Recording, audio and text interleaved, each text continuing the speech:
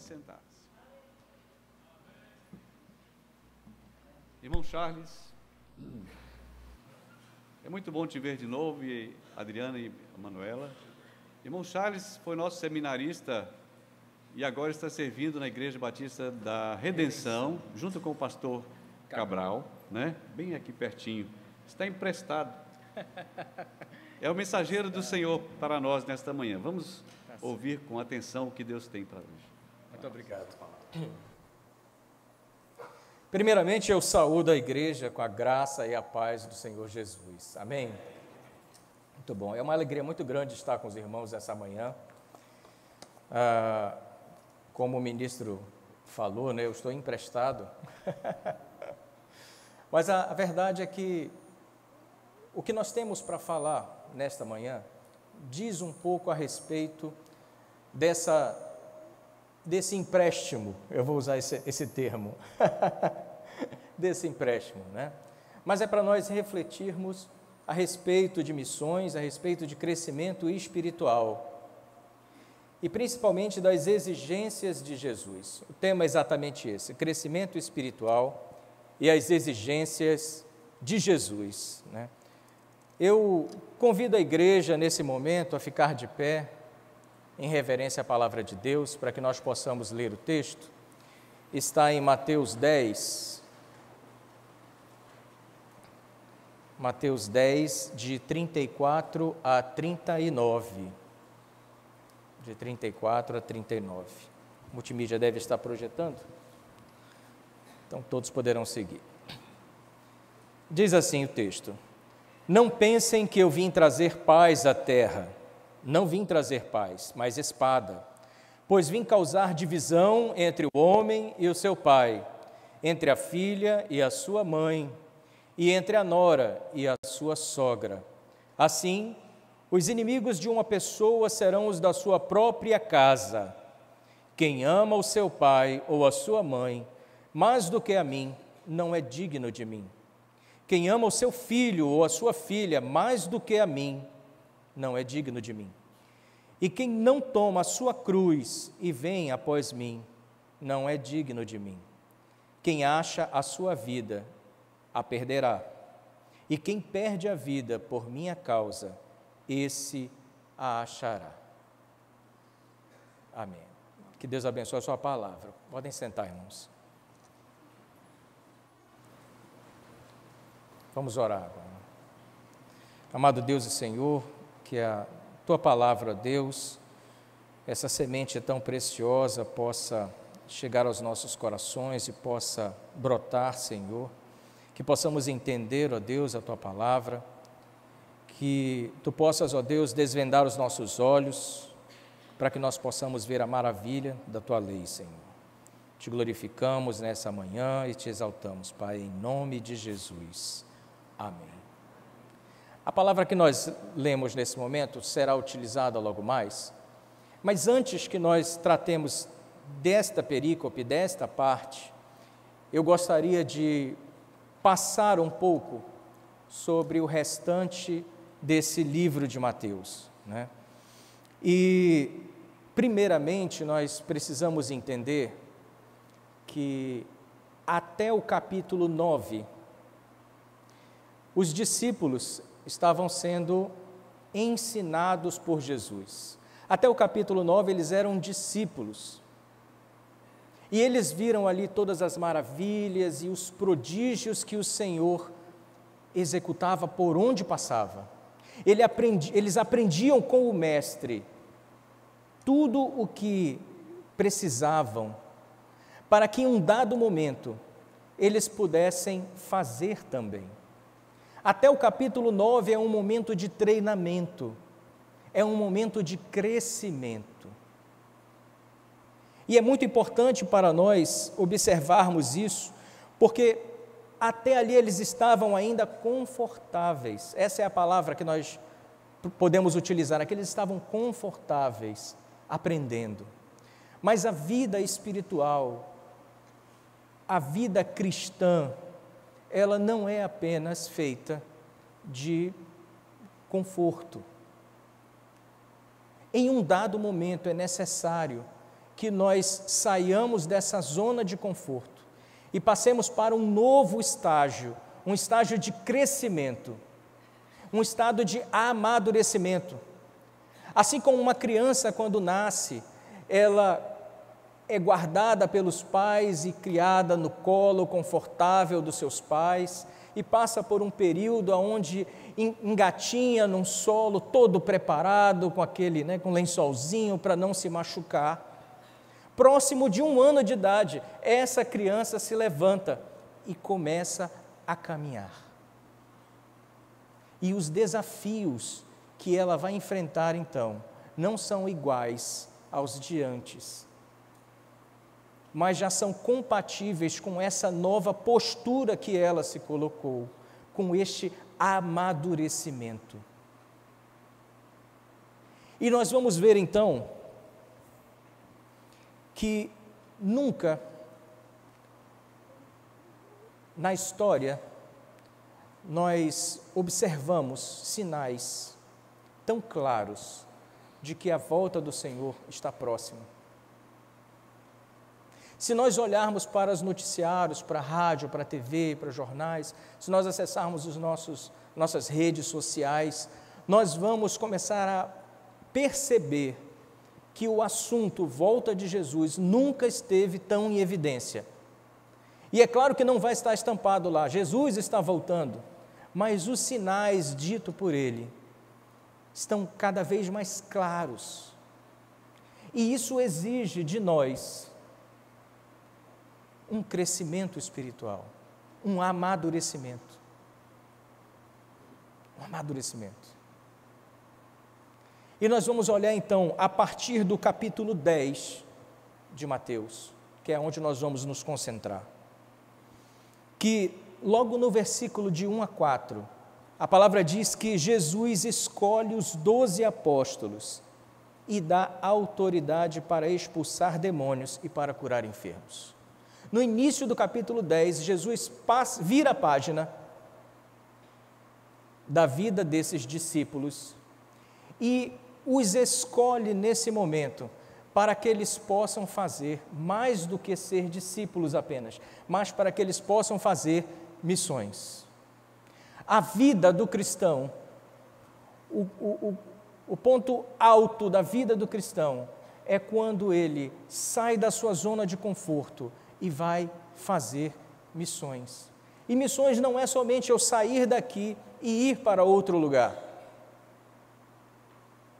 E é interessante que missões também não é somente eu falar a respeito da palavra de Deus. É a coisa mais importante, porque a fé vem pelo ouvir. Mas existem muitas pessoas que fazem missões simplesmente ajudando aqueles que estão fazendo esse trabalho.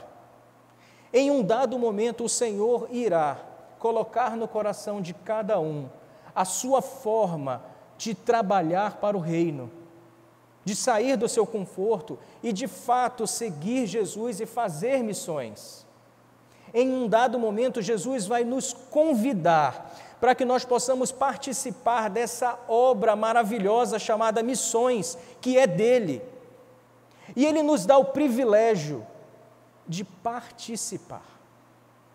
Faz missões aqueles que vão para o interior pregar a palavra, faz missões aqueles que dirigem a voadeira até o local aonde o missionário vai falar, faz missões aqueles que levam a palavra de Deus, a Bíblia, em todos os lugares, faz missões aqueles que levam aqueles panfletinhos pelo centro, como a saudosa irmã Nonata fazia. Andava pelo centro, distribuindo panfletinhos, abençoando a vida das pessoas. Por mais simples que isso pareça, ela tomou a atitude de largar o seu conforto e dar um passo a mais no crescimento cristão. Fazer missões. E Jesus, então, escolhe esses 12, e a Bíblia não diz em nenhum momento que eles disseram não, e graças a Deus por isso, mas eles aceitaram esse desafio e seguiram a Jesus como apóstolos, levando a sua palavra, abrindo o que nós podemos chamar hoje de congregações, ajuntamento de pessoas, igrejas, levando essa palavra de salvação aonde eles passavam. Eles fizeram isso. A palavra diz que Jesus orientou que eles ainda não pregassem aos gentios, mas primeiramente aos judeus, primeiramente aos da casa.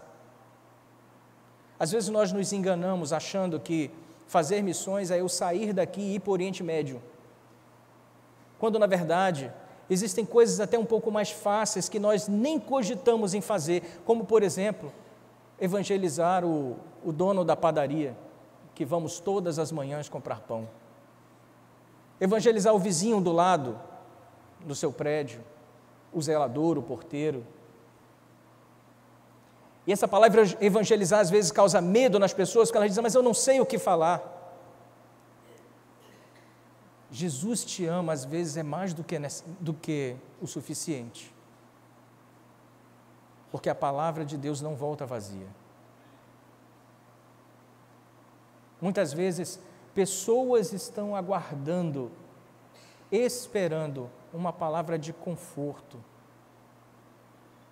uma palavra que possa tocar ao seu coração, para que ele possa se lembrar que existe um Deus e que esse Deus o ama. Estão aguardando. Não é preciso ir até os confins da terra para fazer isso. Nós podemos fazer ao nosso redor. Ao nosso redor.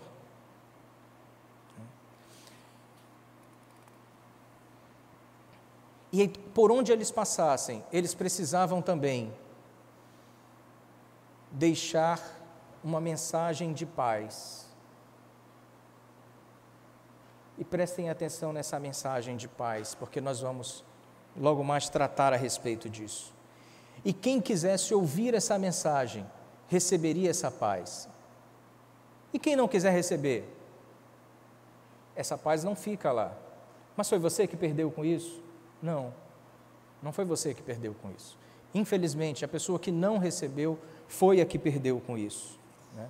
Tanto é que a instrução de Jesus era que as casas que não recebessem esses apóstolos, eles deveriam sacudir os pés, a poeira dos pés, na saída dessa casa.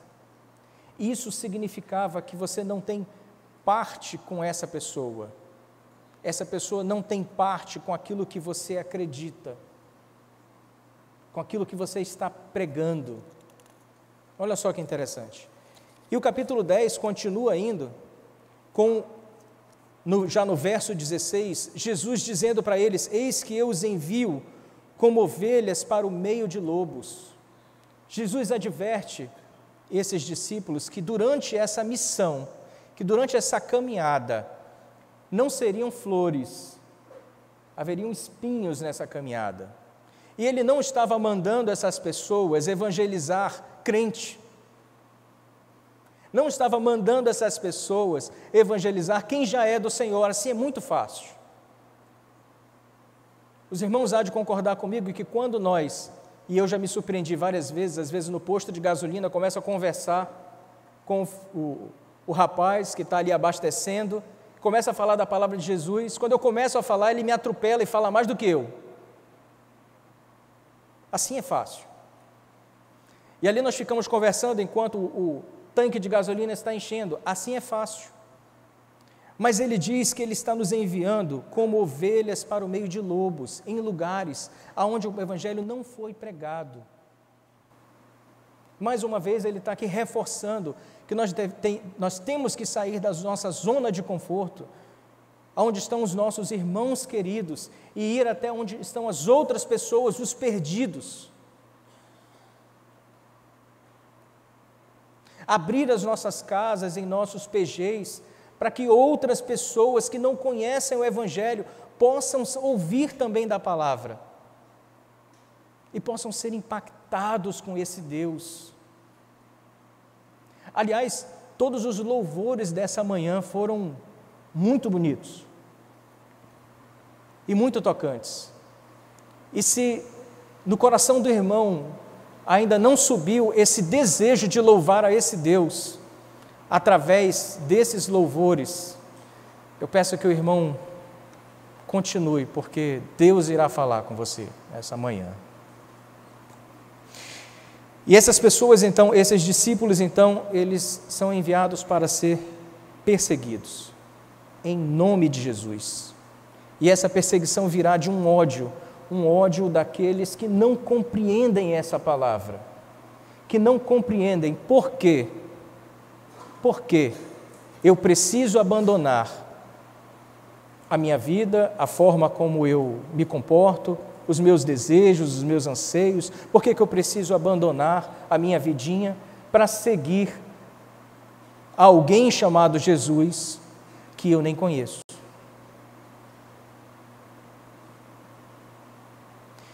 E é por isso, amados irmãos, que para que esses homens pudessem suportar, vamos dizer assim, suportar essa caminhada, o Senhor Jesus traz a eles uma palavra, uma exigência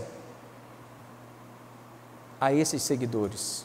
E Ele traz exatamente 3 exigências a esses seguidores. E nós vamos observar agora, a partir do verso 34, que nós lemos logo no início. A primeira exigência que Jesus faz a esses discípulos é que eles deveriam estar dispostos a sofrer por causa dele. É a primeira exigência. E o verso 34 diz exatamente assim: não pensem que eu vim trazer paz à terra, não vim trazer paz, mas espada. E nós falamos logo do início dessa paz. E agora, que contradição é essa? Que o Senhor manda levar a paz até as casas, e agora então Ele chama os discípulos e diz: olha, eu tenho 3 exigências para vocês, prestem muita atenção. A primeira coisa é que vocês precisam estar dispostos a sofrer por minha causa. Por quê? Porque eu não vim trazer paz à terra, mas espada. Ora, o Senhor Jesus não é um Deus de paz, Deus não é um Deus de paz. Se nós olharmos Isaías 9:6, ele vai dizer que Jesus era conhecido como o príncipe da paz. Os irmãos bem sabem. Também no Sermão do Monte, a palavra de Deus nos orienta que os pacificadores, eles serão chamados filhos de Deus. Então, de que espada nós estamos falando aqui, de que paz nós estamos falando aqui? Jesus não está falando aqui da causa disso, do que você vai fazer com isso, mas Ele está falando da consequência que virá por causa da pregação desse Evangelho. A consequência que nós teremos em levar o Evangelho até as pessoas, até os perdidos, é a espada. É a palavra do Senhor dizendo isso. O cristianismo, ele de fato não é uma religião baseada em violência. Não, irmãos, ele não é uma religião baseada em violência. Existem religiões que promovem, inclusive, a violência, mas o cristianismo não. Inclusive, Jesus nos orienta a dar a outra face quando somos atingidos. O cristianismo, ele é uma religião de paz, uma mensagem de paz, mas as consequências da pregação do Evangelho nem sempre serão pacíficas. Porque Jesus não veio resolver os problemas do mundo. Jesus não veio ao mundo para nos trazer paz com este mundo. Mas Jesus veio, assim como está escrito em Romanos 5, trazer paz com Deus. Em Romanos 5, ele diz que nós, antes de Cristo, nós éramos inimigos de Deus. Mas em Cristo nós temos paz com Deus. Essa paz nós temos, mas a paz com o mundo não. A paz com o mundo nós não temos. Não trouxe paz do cristão com o mundo, como diz João 15, 18. Veja o que a palavra de Deus nos orienta em João 15, 18. Se o mundo odeia vocês, saibam que antes de odiar vocês, odiou a mim. Se vocês fossem do mundo, o mundo amaria o que era seu, mas vocês são do mundo. Vocês não são do mundo. Pelo contrário, eu dele os escolhi, e por isso o mundo odeia vocês. É interessante que existe uma música, os irmãos com certeza vão lembrar quando eu citar aqui a parte, diz assim: você é um espelho que reflete a imagem do Senhor. Não chore se o mundo ainda não notou. Amados irmãos, se o mundo notar que você é um espelho que reflete a imagem do Senhor, ele não vai aplaudir você, mas vai odiá-lo.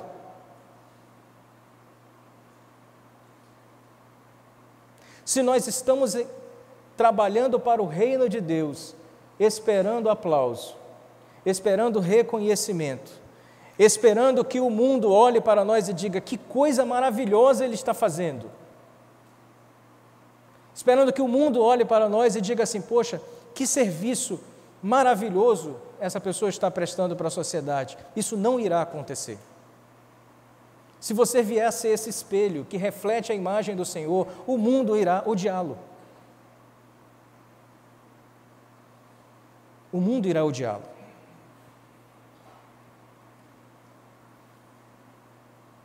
E a grande máxima disso é que realmente é isso. E se o mundo ainda não notou, alguma coisa há de errado conosco. Se o mundo ainda não notou e ainda não nos odeia por causa disso, também há alguma coisa de errado conosco. Todos nós somos chamados para participar desse reino e para fazer a diferença nesse mundo. Mas a grande verdade é que muitos de nós não estão ainda preparados para passar por essas coisas. E o que nós vemos hoje em dia são justamente uma contramão disso. Cristãos, pastores, igrejas, a cada dia mais querendo se parecer com o mundo, querendo agradar esse mundo. É certo que muitos com o sentimento de que através dessa mudança nós poderemos ganhar mais pessoas. Eu não tiro o mérito desse pensamento. É válido. É bom. Mas a grande verdade é que a cada vez que nós tentamos nos parecer com o mundo para ganhar o mundo, nós perdemos a identidade principal que nós temos, que é a identidade de um verdadeiro cristão. Nós perdemos a identidade de Deus em nós, todas as vezes que nós tentamos nos parecer com o mundo, ainda que seja para ganhar o mundo. E nós devemos ter muito cuidado nisso, porque a palavra de Deus não diz, e ele deixa bem claro, aqui o Senhor Jesus deixa bem claro no versículo 34, que Ele nos chamou para que nós vivêssemos de amizade com o mundo, para que nós vivêssemos para que as pessoas olhassem para nós e dissessem: ah, você é diferente, puxa, como é bom ficar do seu lado, você é crente, mas você não é chato, você é crente, mas você não fica falando de Jesus,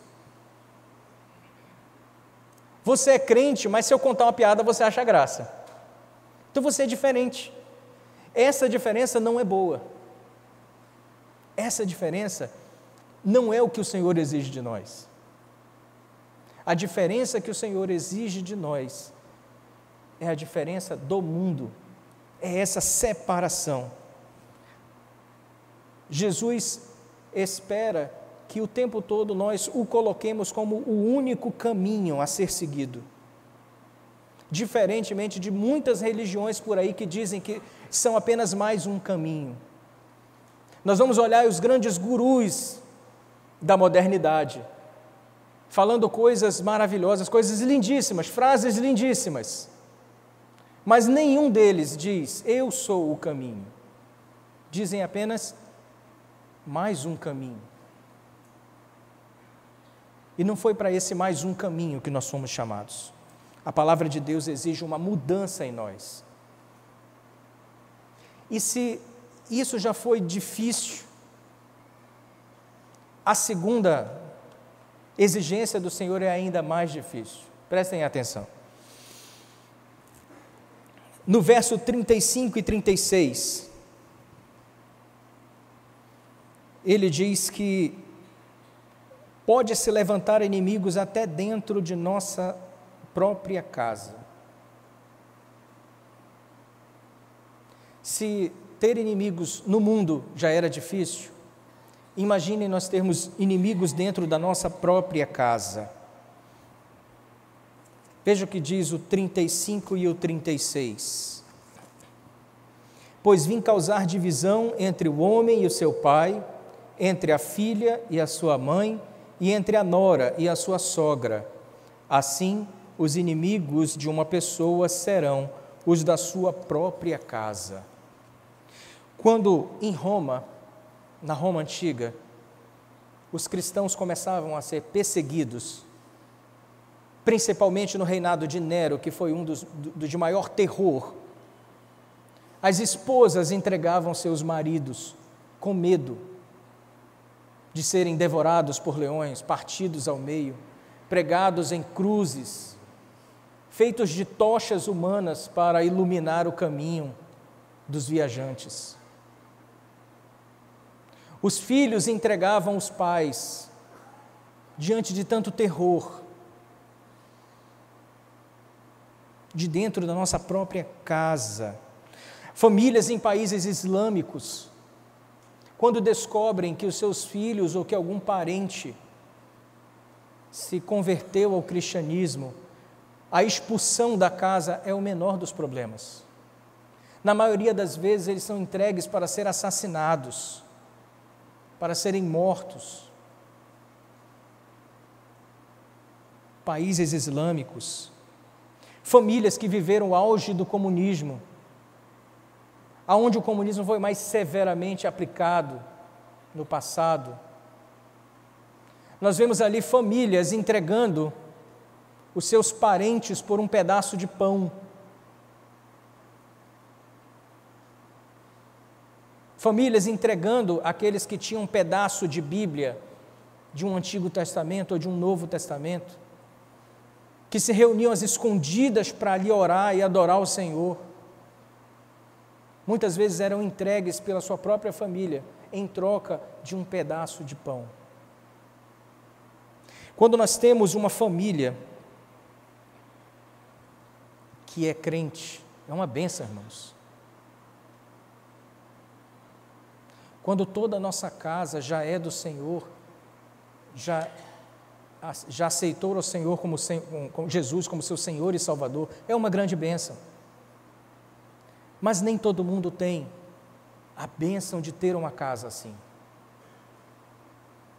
Provavelmente alguém aqui nessa manhã já passou ou passa por grandes desafios dentro de casa, sendo o único dentro de casa a servir ao Senhor. E quando nós olhamos para a palavra de Deus, nós vemos que nós não estamos no caminho errado. E muitas vezes pensamos assim, eu devo estar no caminho errado, porque não é possível, toda a minha família está contra mim. Será que eu estou no caminho errado? E a palavra de Deus traz um alívio para os nossos corações nesse momento, ao saber que não, nós não estamos no caminho errado. O caminho é esse mesmo. É difícil. Para os jovens que gostam de videogame, vão entender que a cada fase que nós passamos, ela fica mais difícil. A cada chefão que nós matamos, fica mais difícil. É esse o crescimento espiritual. É essa a vida cristã. Não são apenas mar de rosas. E Jesus está dizendo exatamente que na hora que você se tornar um cristão, familiares podem se levantar contra você. E ele continua dizendo que homem se levantará contra pai, filha contra sua mãe, nora contra sua sogra. Imagine, irmãos, um filho se levantando contra um pai. Aliás, para um judeu, essa situação seria a pior coisa que poderia acontecer em uma família. Porque o homem, sendo o sacerdote do lar, sendo o chefe da família, sendo a autoridade da família, ver um filho que não o respeita, um filho que se levanta contra ele, um filho que se rebela contra aquilo que ele está ensinando, aquilo que ele está falando, aquilo que ele está direcionando à família, isso seria a pior das coisas que poderiam acontecer dentro de um lar. Mas o Senhor diz que isso poderia acontecer. Filha contra sua mãe. Que laço mais dócil existe o de uma filha com a sua mãe? O seu espelho. A imagem que ela está projetando para o seu crescimento. Mas isso pode acontecer. Isso pode acontecer. Essa guerra dentro do lar muitas vezes fazem pessoas desistir do Evangelho. Muitas vezes levam cristãos a abandonar o Evangelho. E nós precisamos estar cientes disso, que isso pode acontecer. Isso é difícil, irmãos. Pois eu digo para vocês que existe ainda algo mais difícil. O verso 37 tem a segunda exigência do Senhor. Ele exige amor acima de todos. Se já era difícil suportar perseguições do mundo, se já era difícil suportar perseguições dentro de casa, agora a segunda exigência do Senhor para nós é que nós o amemos acima de todos. E o verso que reforça isso, o verso 37, diz assim: quem ama o seu pai ou a sua mãe mais do que a mim, não é digno de mim. Quem ama o seu filho ou a sua filha mais do que a mim, não é digno de mim. Pensem que palavra pesada essa. Mas é a verdade. Mas é isso que ele exige de nós. E é interessante essa palavra ser digno, porque nós bem sabemos que nós não somos dignos de nada, que tudo recebemos pela graça, por meio da fé. Isso é bem verdade. Então, esse ser digno, ele não está falando de salvação, mas ele está falando de você ser digno de levar o nome de cristão. De você ser digno de usar essa camisa escrito eu sou cristão. De você ser digno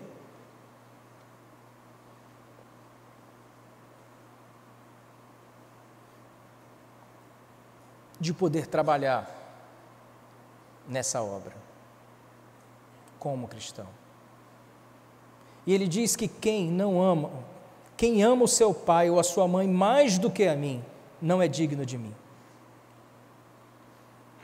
Digno de ser chamado o seguidor dele.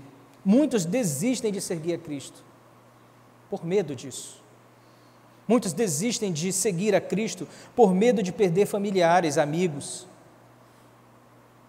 E por medo de perder esses familiares e amigos, eles deixam de evangelizar e de confrontar na hora que é preciso.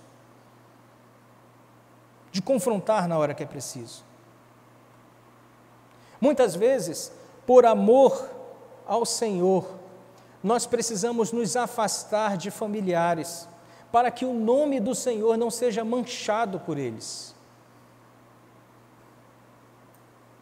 Certamente os irmãos, alguém aqui pode já ter passado por isso, de ter um parente beberrão, briguento, ou qualquer uma dessas coisas, e de repente você se encontra num local onde estão ali cristãos, onde tem ali irmãos, e esse seu parente está lá. E você fica, será que eu me aproximo dele ou não?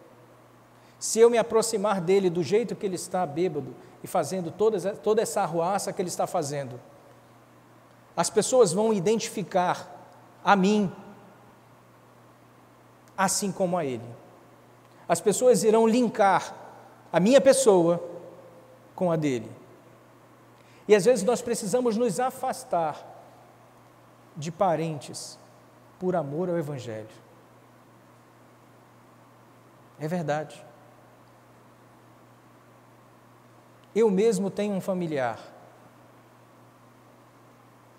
nessa situação. E muitas vezes, quando a vergonha começa a acontecer, eu preciso me distanciar. Não por minha causa, mas por causa de Cristo.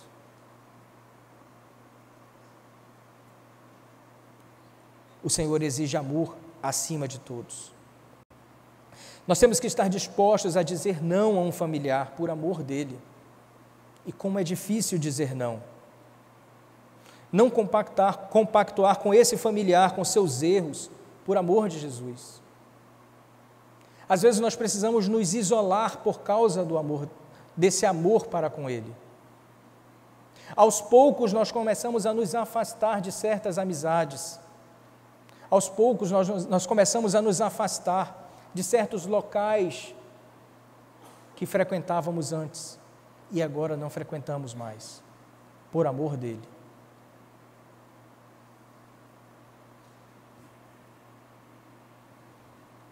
Às vezes nós precisamos passar por cima dos laços sanguíneos e fazer aquilo que é certo por amor dele.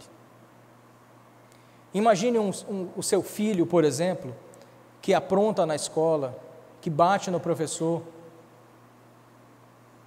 Muitas mães iriam simplesmente chegar no colégio, entrar na diretoria e brigar com a diretoria, chamar o professor para ser chamado a atenção, porque alguma coisa esse professor fez. Não, meu filho. Quando, na verdade, o confronto da palavra de Deus para nós é que nós devemos ir até esse professor e fazer esse filho pedir perdão. Mesmo passando por cima do medo de ele vir a se rebelar, a se chatear, ou qualquer coisa assim. Nós devemos passar por cima desse medo por amor ao Senhor e fazer aquilo que é certo. Fazer aquilo que é certo. Isso é fácil? Não.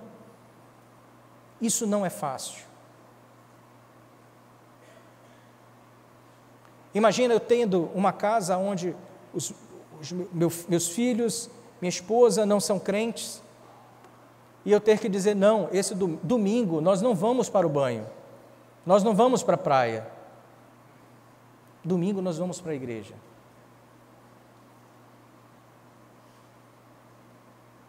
Dizer não é difícil. É justamente por isso que ele nos convida, ele nos chama, no verso 38, a tomar a sua cruz e segui-lo, a tomar a cruz. Tomar a cruz, gente, não é fazer missões. Tomar a cruz não é trabalhar em ministério. Tomar a cruz e segui-lo não é simplesmente a conversão do cristão. Tomar a cruz é estar disposto a sacrificar a sua vida por Cristo. Seja isso realmente em morte ou figuradamente. Tomar a cruz significa não fazer as coisas que desagradam ao Senhor. Tomar a cruz significa todos os dias negar a si mesmo, ao seu eu, e seguir a cruz. é morrer para a nossa vontade e seguir a Cristo. O nosso eu o tempo todo quer estar em primeiro lugar. Isso é uma verdade. Aliás, o principal inimigo das nossas vidas somos nós mesmos, com os nossos desejos, com as nossas vontades, com os nossos anseios. Quando queremos colocar a nossa vida no trono que é devido ao Senhor. E muitas vezes Ele está ali do lado, pedindo licença. E nós sequer ouvirmos. O Senhor está ali do lado, olha, esse trono deveria ser meu na sua vida, mas você não sai desse lugar, você não levanta dessa cadeira. Muitas vezes, os nossos desejos são muito maiores do que a nossa vontade de seguir a Cristo, ou mesmo de ir para o céu. Isso é uma grande verdade. Aliás, o que a teologia da prosperidade tem feito é destruir nos nossos corações o desejo, o anseio de ir para o céu. Imagina que a teologia da prosperidade diz que aqui você será próspero, aqui você terá todas as coisas, aqui você terá paz, aqui você terá bênção, é bênção sem medida, agora é só vitória. E não é essa a realidade, irmãos. Não é essa a realidade. Aliás, tem um louvor do coro que eu sempre lembro, sempre está na minha mente, que diz que Deus nunca prometeu uma cruz que fosse leve e nem caminhos fáceis de transpor. O que Ele prometeu é que aonde nós formos, Ele estará conosco. Isso Ele prometeu. Mas Ele nunca prometeu uma cruz que fosse leve. No mundo nós teríamos aflições. Amar mais a Cristo que a sua família ou a si mesmo não significa não cuidar mais da família ou do cuidado pessoal. Tomar a cruz, negar a si mesmo, negar ao seu eu, não significa que você não vai mais cuidar de si. Não, agora eu vou relaxar totalmente. Não vou mais escovar o dente, não vou mais comprar mais roupas novas, vou andar só de roupa velha. Não é isso. Negar a si mesmo é em todas as decisões que você for tomar, você colocar a Cristo em primeiro lugar. Eu vou fazer uma faculdade, essa faculdade glorifica a Deus. Eu vou para um novo emprego, nesse emprego eu irei glorificar a Deus. Eu tenho uma ideia de um negócio novo, esse negócio glorifica a Deus. Eu quero fazer um serviço na igreja, eu quero fazer para glorificar a Deus. É Deus que está nesse trono? São perguntas que nós devemos fazer. Tomar a cruz é decidir por Cristo, renegar a si mesmo. E essa segunda coisa já é bem difícil, que é o amor acima de todos. Mas tem uma terceira coisa, ainda mais difícil do que isso. Ele diz que a terceira coisa que ele exige é a sua vida, a sua própria vida, a nossa própria vida, a minha própria vida. E o verso 39 diz: quem acha a sua vida, a perderá, e quem perde a vida por minha causa, esse a achará. E o que era achar a vida? Achar a vida é quando nós finalmente olhamos para nós e dizemos: agora eu estou completo. Achar a vida é quando aquele sonho é realizado. Pronto, meu sonho está realizado.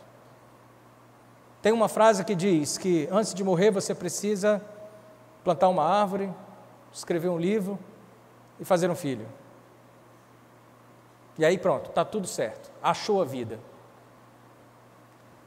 Mas a palavra de Deus diz que quem acha a vida nessas coisas irá perdê-la. Mas quem perder a vida nessas coisas, irá achá-la. E essa vida que você irá encontrar, não é a vida terrena, a vida passageira, mas a vida eterna. A vida na glória. É isso que ele diz. Achar a vida significa ser bem-sucedido de acordo com os padrões desse mundo, fazer tudo o que quiser, tudo que o coração deseja, né? E Cristo não tem nada a ver com isso. É verdade. Mas em alguns países, irmãos, nós não temos a liberdade que nós temos de cultuar aqui ao Senhor. Muitos países, seguir a Cristo significa perder a vida. Em muitos países, seguir a Cristo sequer pode colocar algo que nos traga prazer. Essa é uma grande verdade. E nós somos grandemente abençoados nesse Brasil, porque podemos cultuar ao Senhor em liberdade, porque podemos falar da palavra de Deus em liberdade, porque podemos estar nessa igreja linda, confortável e maravilhosa, e falar do Senhor, e ouvir da palavra do Senhor, sem que pessoas entrem por essa porta armados para nos tirar a vida.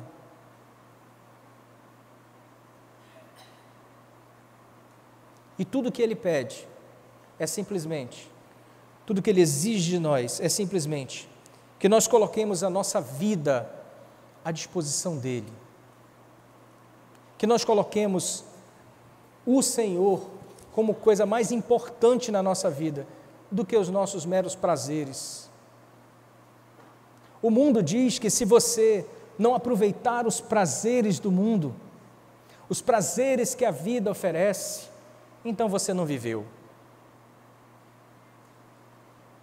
Se você não experimentou todas as mulheres que você podia, se você não experimentou as bebidas, se você não experimentou os lugares caros, se você não experimentou viajar para aqueles lugares maravilhosos, se você não experimentou as festas, então você não viveu. Mas a palavra de Deus diz que quando você experimenta todas essas coisas, ao contrário disso, você perdeu a sua vida. Se não por algo que possa vir a acontecer nesse lugar. Porque, irmãos, quando um crente brinca com o mundo, as consequências muitas vezes são a morte.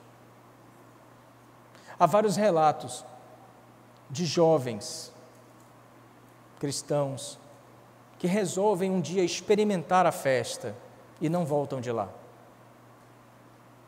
Que resolvem pela primeira vez ir naquela boate que está todos os amigos indo e de repente alguém entra com uma metralhadora e ceifa a vida de todos, inclusive desse jovem.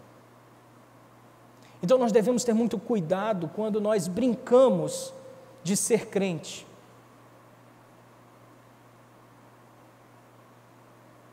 E uma outra forma de perder essa vida também é quando nós ainda nem somos crentes.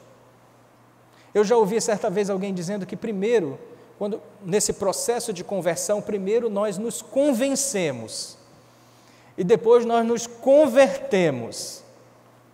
Ou seja, tem pessoas que em primeiro lugar elas começam a participar, elas acham interessante, acham legal, é um lugar de paz, tem gente legal, tem uma menina bonita, né? Tem um rapaz simpático, e aí então começa a frequentar essa igreja, mas de fato nunca entregou a sua vida ao Senhor.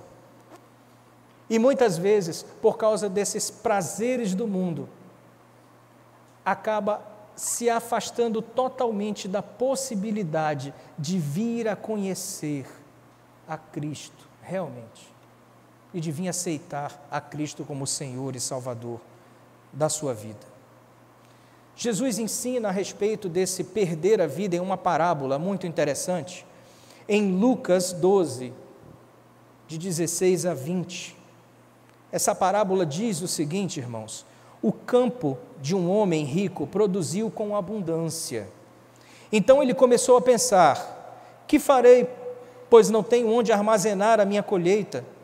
Até que disse: já sei, destruirei os meus celeiros, construirei outros maiores, e aí armazenarei todo o meu produto e todos os meus bens. Então direi à minha alma: você tem em depósito muitos bens para muitos anos. Descanse, coma, beba e aproveite a vida.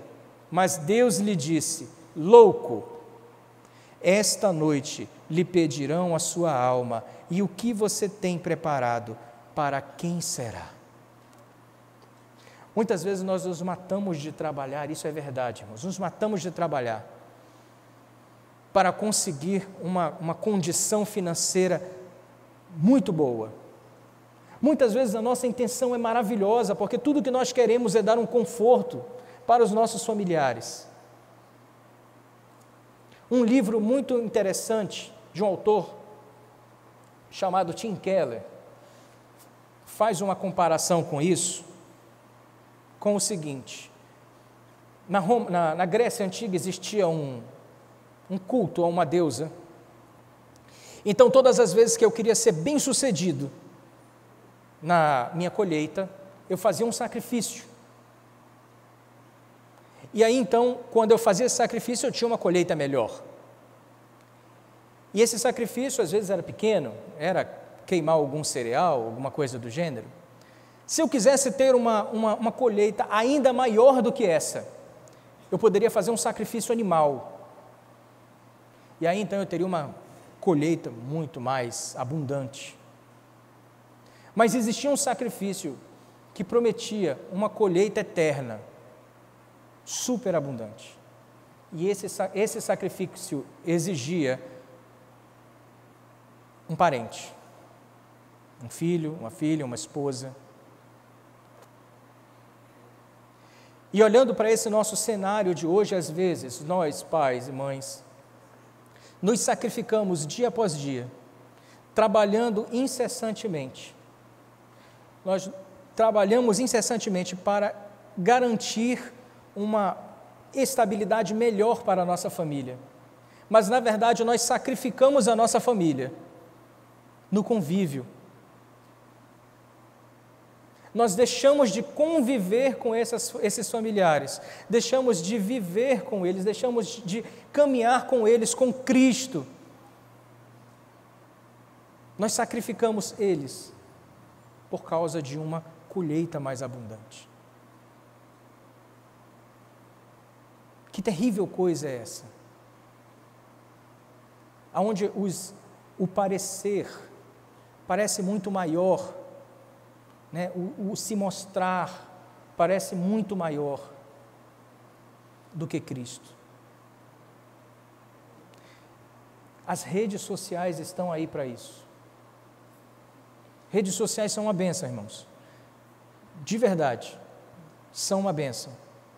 Aproxima netos que moram distantes, né, em outros países, aproxima filhos, reduz o tempo de deslocamento entre as pessoas, nos ajuda a fazer reuniões que antes seriam impossíveis, e fazemos tão rapidamente com o dedinho aqui, tão rápido isso, mas ao mesmo tempo, nas pessoas que não sabem utilizar essa ferramenta de forma adequada, elas promovem uma vida de máscaras, uma vida onde lá eu sou lindo e maravilhoso, eu sou uma bênção, aonde lá a minha família é feliz, aonde lá nós estamos sempre reunidos e alegres, aonde lá nós estamos sempre envoltos em muitas bênçãos. Mas quando a lente do celular sai de cima dessas pessoas, a realidade é outra. A realidade é completamente diferente. São vidas ocas, vidas sem propósito, vidas sem sentido. Porque o fim principal do homem é glorificar a Deus e alegrar-se nele para todo sempre. Essa é a finalidade do ser humano. Isso é o motivo pelo qual nós nascemos. Nós fomos criados para o louvor da sua glória.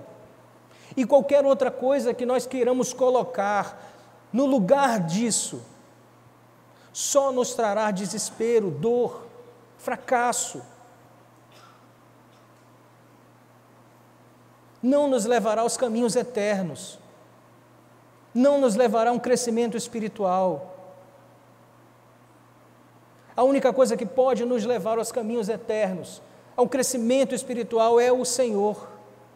É uma vida de relacionamento com o Senhor. É uma vida de negação.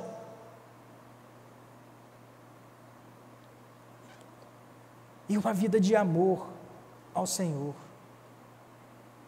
Nós precisamos estar dispostos a renunciar a nós mesmos todos os dias.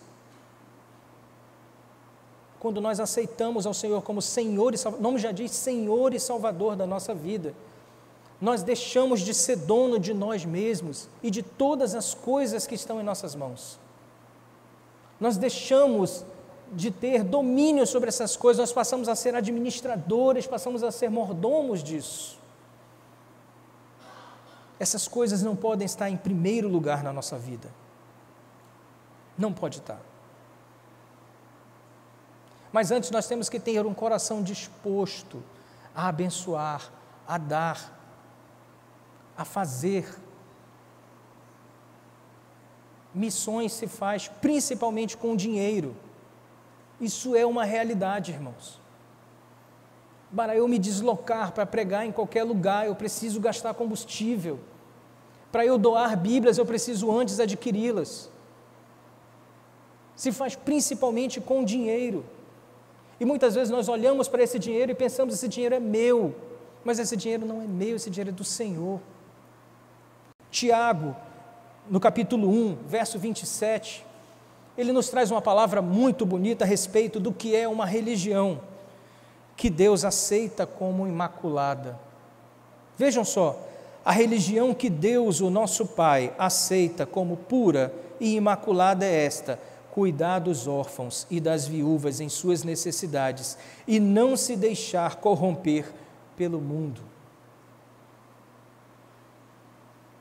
Quando eu me desprendo dessa amarra que é o domínio sobre os bens materiais, e eu tenho um coração abençoador, e trabalho na obra de Deus a ponto de abençoar as pessoas, aí então, eu tenho uma religião que o Pai aceita como pura e imaculada. E para nós passarmos para o final, o diabo muitas vezes usa as nossas fraquezas contra nós mesmos. Ele sabe aonde o nosso coração está.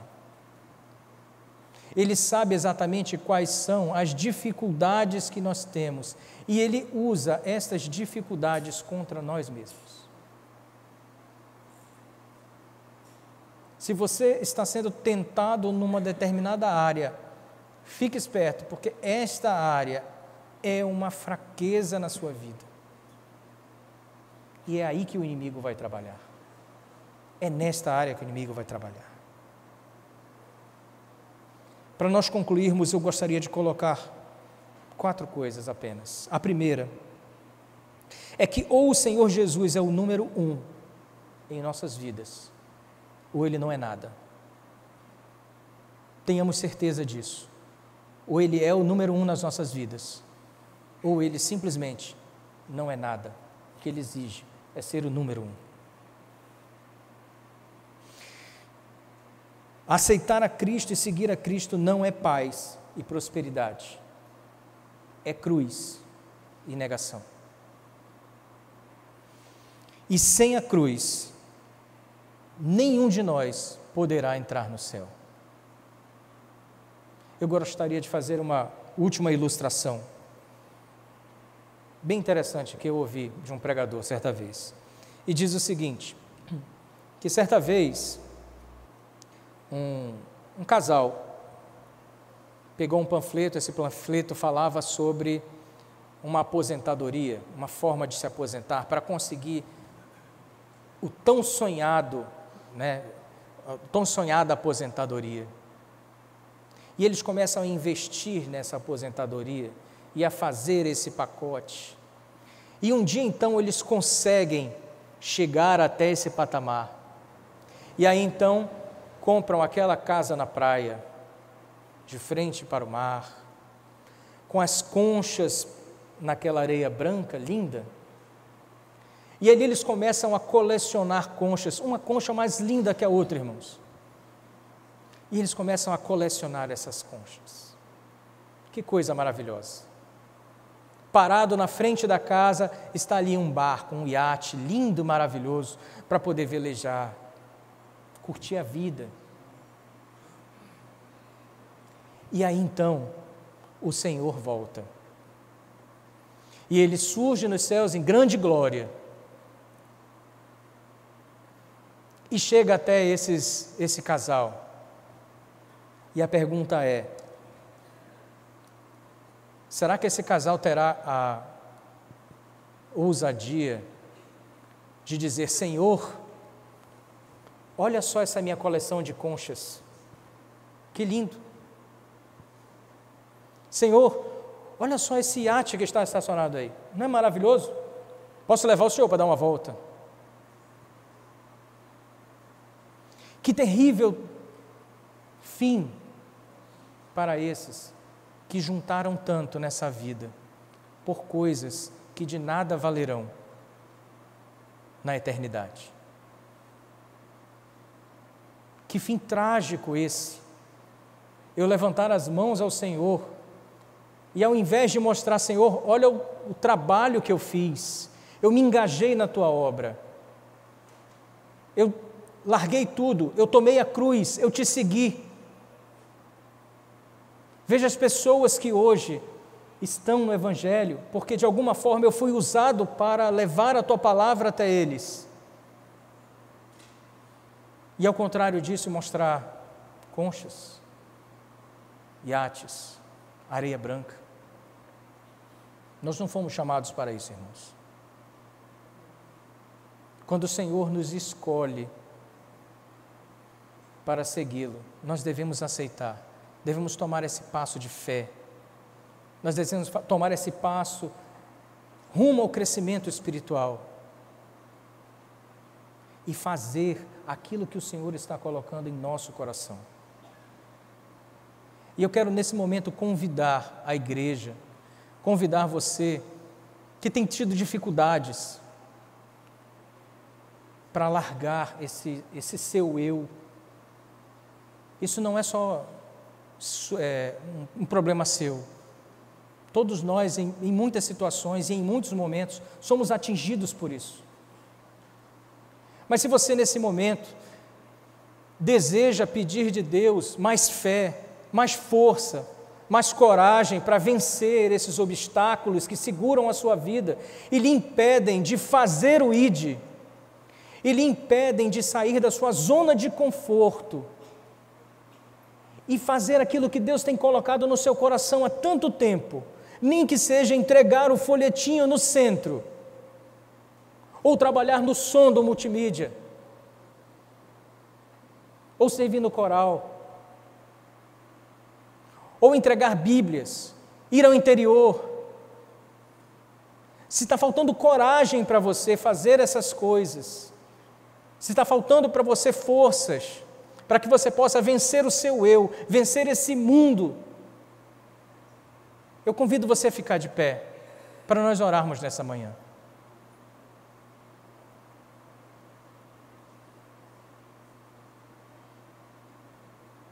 Porque o Senhor chama a todos nós, mais dia ou menos dia, você será chamado. Haverá o momento em que o crescimento espiritual vem, haverá o momento em que você deixará de engatinhar e irá precisar dar os primeiros passos. Todo cristão passará por isso. E nós precisamos desde já pedir ao Senhor orientação, pedir ao Senhor força, pedir ao Senhor fé, para que nós possamos nos engajar na sua obra, seja ela aonde for. Fique de pé, irmão, nesse momento. Vamos orar ao Senhor. Vamos colocar a nossa vida diante do Senhor.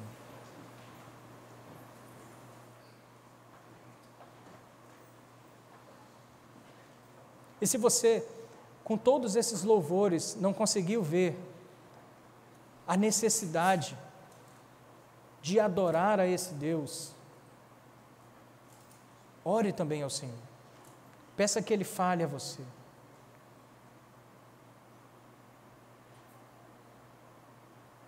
Vamos orar nesse momento. Senhor nosso Deus, glorificado seja o Seu nome, Senhor.